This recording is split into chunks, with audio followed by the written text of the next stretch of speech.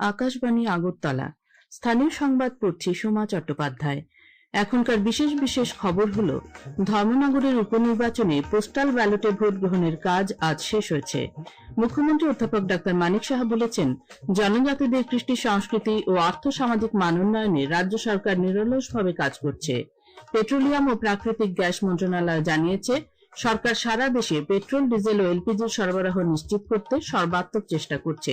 Tripura football association পরিচালিত কাজল স্মৃতি ফুটবলের আজ 2টি খেলা অনুষ্ঠিত হয়। ধর্মনগরের উপনির্বাচনে পোস্টাল ব্যালটে ভোট গ্রহণের কাজ আজ শেষ হয়েছে। নির্বাচনের কাজে নিযুক্ত ভোটকর্মী, নিরাপত্তা কর্মী ও অন্যান্য কর্মীগণ গতকাল ও আজ পোস্টাল ব্যালটে ভোট দিয়েছেন।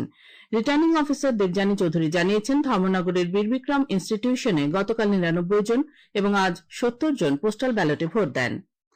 নির্বাচন কমিশন জানিয়েছে, ভোটাররা ইসিআই নেট প্ল্যাটফর্ম ব্যবহার করে তাদের বিধানসভা কেন্দ্রের প্রার্থীদের শিক্ষাগত যোগ্যতা এবং ফৌজদারি রেকর্ড সংক্রান্ত বিস্তারিত তথ্য জানতে পারবেন। ভোটাররা প্রার্থীদের দাখিল করা সম্পূর্ণ হলফনামাও ডাউনলোড করতে পারবেন। ইসিআই নেট হল বিশ্বের বৃহত্তম নির্বাচনী পরিষেবা প্ল্যাটফর্ম, যা নির্বাচন কমিশনের 40টিরও বেশি অ্যাপ ও পোর্টালকে একীভূত করেছে। উপরাষ্ট্রপতি সিপি রাধাকৃষ্ণন জাতি গঠনে শিক্ষার ভূমিকার উপর গুরুত্ব আরোপ করেছেন। আজ মতিহারিতে মহাত্মা গান্ধী কেন্দ্রীয় বিশ্ববিদ্যালয়ের তৃতীয় সমাবর্তন অনুষ্ঠানে তিনি পণ্ডিত অনুষদ সদস্যদের সমাবেশে ভাষণ দিচ্ছিলেন। উপরাষ্ট্রপতি মেধাবী শিক্ষার্থীদের অসামান্য সাফল্যের জন্য স্বর্ণপদক প্রদান করেন। এরপর উপরাষ্ট্রপতি পশ্চিম চম্পারণের গোনাহা ব্লকের ভিতি হারোয়া গান্ধী আশ্রম পরিদর্শন করেন। সেখানে তিনি জাতির পিতা মহাত্মা গান্ধীর প্রতি শ্রদ্ধা নিবেদন করেন। মুখ্যমন্ত্রী অধ্যাপক ডাক্তার মানিক সাহা বলেছেন, জনজাতিদের কৃষ্টি সংস্কৃতি ও আর্থ সামাজিক মান উন্নয়নে রাজ্য সরকার নিরলসভাবে কাজ করছে। আজ ধলাই জেলায় গন্ডাতুইসায় এডিসি নির্বাচনে গঙ্গানগর গন্ডাছড়া কেন্দ্রের বিজেপি প্রার্থী ভূমিকানন্দ রিয়াং এবং রাইমা ভ্যালি কেন্দ্রে বিজেপি প্রার্থী সমীর রঞ্জন ত্রিপুরার সমর্থনে নির্বাচনী জনসমাবেশে বক্তব্য রাখতে গিয়ে তিনি একথা বলেন। মুখ্যমন্ত্রী বলেন, প্রধানমন্ত্রী নরেন্দ্র মোদীর নেতৃত্বাধীন কেন্দ্রীয় সরকার এডিসি এলাকায় উন্নয়নের জন্য বহু প্রকল্পের বাস্তবায়ন করেছে। রাজ্য সরকার সমাজের অন্তিম ব্যক্তি পর্যন্ত উন্নয়নের সুফল পৌঁছে দিতে নিরলসভাবে কাজ করে যাচ্ছে। তিনি জনজাতি শিক্ষার্থীদের জন্য ছাত্রাবাস নির্মাণ, জমির পাট্টা প্রদান এবং জনজাতি বহুমুখী বিপণন কেন্দ্র স্থাপনের কথাও উল্লেখ করেন। সমাবেশে বক্তব্য রাখেন প্রাক্তন সাংসদ রেবতী ত্রিপুরা, বিজেপির জনজাতি মোর্চার সভাপতি পরিমল দেববর্মা প্রমুখ। বিজেপির রাজ্য সভাপতি তথা সাংসদ রাজীব ভট্টাচার্য আজ এডিসির দামছড়া জম্পুই কেন্দ্রের বিজেপি প্রার্থী রবীন্দ্র রিয়াংয়ের সমর্থনে কাজকাওপাড়ার ব্রু শরণার্থী শিবিরে আয়োজিত নির্বাচনী জনসভায় বক্তব্য রাখেন। পর্যটন মন্ত্রী সুশান্ত চৌধুরী আজ এডিসির জিরানি আসনে বিজেপি প্রার্থী অভিজিৎ দেববর্মার সমর্থনে মানবাইয়ের খুম্পুই কমিউনিটি হলে 80 ঘর এডিসি ভিলেজ কমিটির কার্যকর্তাদের নিয়ে সম্মেলন ও নির্বাচনী সভায় অংশ নেন।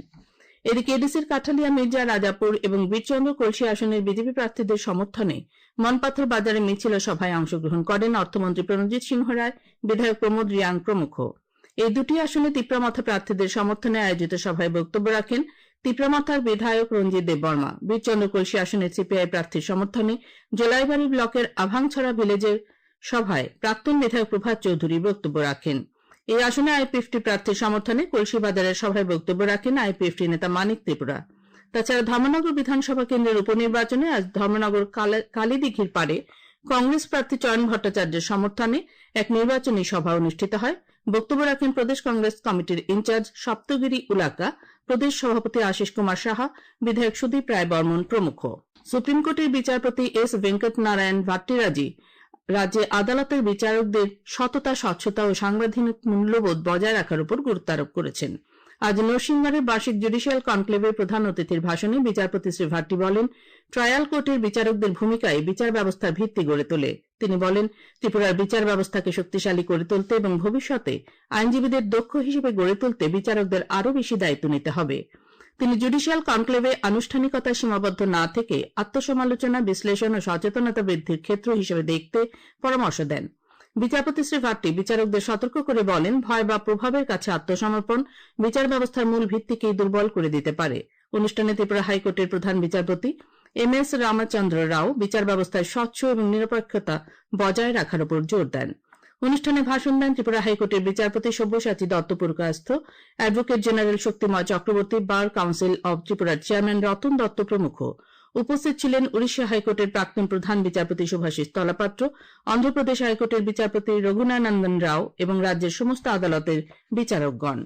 আপনারা এই খবর শুনছেন আকাশবাণীর পেট্রোলিয়াম ও প্রাকৃতিক গ্যাস মন্ত্রণালয় জানিয়েছে, সরকার সারা দেশে পেট্রোল, ডিজেল ও এলপিজির সরবরাহ নিশ্চিত করতে সর্বাত্মক চেষ্টা করছে। মন্ত্রক নাগরিকদেরকে আতঙ্কিত হয়ে পেট্রোল ও ডিজেল কেনা এবং অপ্রয়োজনীয়ভাবে এলপিজি বুকিং করা থেকে বিরত থাকার পরামর্শ দিয়েছে। মন্ত্রণালয় নাগরিকদের পিএনজি, ইন্ডাকশনের মতো বিকল্প জ্বালানি ব্যবহারে উৎসাহিত করেছে। গত মাস থেকে 3,50,000-এরও বেশি পিএনজি সংযোগ দেওয়া হয়েছে এবং 3,80,000-এরও বেশি গ্রাহককে নতুন সংযোগের জন্য নিবন্ধিত করা হয়েছে। পর্যাপ্ত অপরিশোধিত তেলের মজুদ সহ সমস্ত শোধনাগার উচ্চ ক্ষমতায় কাজ করছে বলে পেট্রোলিয়াম মন্ত্রকের পক্ষ থেকে জানানো হয়েছে। এদিকে আজ আগরতলায় খাদ্য দপ্তরের সচিব দেবপ্রিয় বর্ধন সাংবাদিক সম্মেলনে জানিয়েছেন, রাজ্যে এলপিজি, পেট্রোল ও ডিজেলের মজুত ও সরবরাহ স্বাভাবিক রয়েছে। তিনি জানান, আরকে নগরে এলপিজি সিলিন্ডার বটলিং প্ল্যান্ট থেকে রাজ্যের 5 জেলায় এলপিজি সিলিন্ডার সরবরাহ করা হচ্ছে। এছাড়া শিলচর থেকে আনা এলপিজি সিলিন্ডারগুলিও রাজ্যের বিভিন্ন জেলায় সরবরাহ করা হচ্ছে। তিনি জানান, রাজ্যে পিএনজি, সিএনজি সরবরাহ স্বাভাবিক রয়েছে। রাজ্যে বর্তমানে 70,000 পিএনজি ডোমেস্টিক কানেকশন রয়েছে। রাজ্য জেলা স্তরে মনিটরিং সেল প্রতিনিয়ত জ্বালানি সরবরাহ স্বাভাবিক রাখতে পর্যবেক্ষণ করে যাচ্ছে। তাছাড়া রাজ্যে নিত্য প্রয়োজনীয় খাদ্য সামগ্রীও পর্যাপ্ত মজুত রয়েছে। চাল, ডাল, তেলের দাম স্বাভাবিক রাখতে বাজারগুলিতে খাদ্য দপ্তর ও মহকুমা প্রশাসন যৌথভাবে নজরদারি চালিয়ে যাচ্ছে। সাংবাদিক সম্মেলনে উপস্থিত ছিলেন খাদ্য অধিকর্তা Sumit Lodh, IOC state level coordinator Pramit Dhar প্রমুখ। আরও একটি ভারতীয় পতাকাবাহী এলপিজি ট্যাঙ্কার গ্রিন সানভি যুদ্ধ বিধ্বস্ত হরমুজ প্রণালী পার হয়ে এখন ভারতের পথে রয়েছে। সরকারি সূত্রে জানা গেছে, পশ্চিম এশিয়ায় সংঘাত শুরু হওয়ার পর থেকে গ্রিন সানভি হল হরমুজ প্রণালী অতিক্রমকারী 7 নম্বর ভারতমুখী এলপিজি ট্যাঙ্কার। আজ ত্রিপুরা হাইকোর্টের প্রতিষ্ঠা দিবস উদযাপিত হয়েছে। ত্রিপুরা হাইকোর্ট চত্বরে উপলক্ষে সন্ধ্যায় সাংস্কৃতিক অনুষ্ঠানের আয়োজন করা হয়। অনুষ্ঠানে উপস্থিত ছিলেন রাজ্যপাল ইন্দ্রসেনা রেড্ডি নালু, সুপ্রিম কোর্টের বিচারপতি এস ভেঙ্কটনারায়ণ ভাট্টি, ত্রিপুরা হাইকোর্টের প্রধান বিচারপতি এম.এস. রামাচন্দ্র রাও, বিচারপতি ড টি অমরনাথ গৌড় প্রমুখ। নদিয়াগামী আরডি ব্লকের অন্তর্গত রামকৃষ্ণপুর এডিসি গ্রামে গতকাল রাতে হাতির আক্রমণে মণিমালা দেববর্মা নামে এক মহিলার মৃত্যু হয়।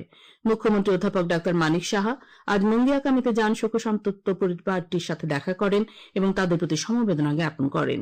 উল্লেখ্য, হাতির আক্রমণে নিহত মণিমালা দেববর্মার পরিবারের হাতে বন দপ্তরের পক্ষ থেকে 1 লক্ষ টাকা এবং স্টেট ডিজাস্টার রিলিফ ফান্ড থেকে 4 লক্ষ টাকা আর্থিক সহায়তা প্রদান করা হয়েছে। বসন্ত ঋতু উপলক্ষে দোল উৎসব 2026 আজ ঊনকোটি জেলা সদর কৈলাসহরে পালিত হয়।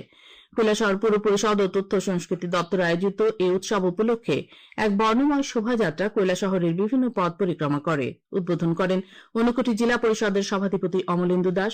বক্তব্য রাখেন কৈলাসহর পৌর পরিষদের চেয়ারপারসন চপলা রানী দেবরায়। খেলার খবর। ত্রিপুরা ফুটবল অ্যাসোসিয়েশন পরিচালিত কাজল স্মৃতি ফুটবলের আজ 2টি খেলা হয়।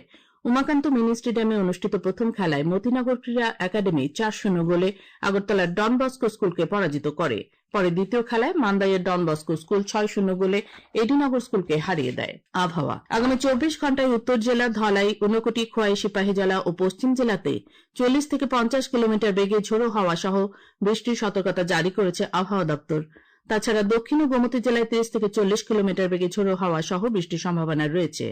আগামীকাল দিনের সর্বোচ্চ তাপমাত্রা 33 ডিগ্রি সেলসিয়াস এবং সর্বনিম্ন 24 ডিগ্রি সেলসিয়াসের কাছাকাছি থাকতে পারে। আজ দিনের সর্বোচ্চ তাপমাত্রা ছিল 33.2 ডিগ্রি এবং সর্বনিম্ন 26.5 ডিগ্রি সেলসিয়াস। শেষ করার আগে খবরের বিশেষ অংশগুলো আরেকবার পড়ছি। ধর্মনগরের উপনির্বাচনে পোস্টাল ব্যালটে ভোট গ্রহণের কাজ আজ শেষ হয়েছে। মুখ্যমন্ত্রী অধ্যাপক ডাক্তার মানিক সাহা বলেছেন, জনজাতিদের কৃষ্টি সংস্কৃতি ও আর্থসামাজিক মানোন্নয়নে রাজ্য সরকার নিরলসভাবে কাজ করছে। পেট্রোলিয়াম ও প্রাকৃতিক গ্যাস মন্ত্রণালয় জানিয়েছে, সরকার সারা দেশে পেট্রোল, ডিজেল ও এলপিজির সরবরাহ নিশ্চিত করতে সর্বাত্মক চেষ্টা করছে। ত্রিপুরা ফুটবল অ্যাসোসিয়েশন পরিচালিত কাজল স্মৃতি ফুটবলের আজ 2টি খেলা অনুষ্ঠিত হয়।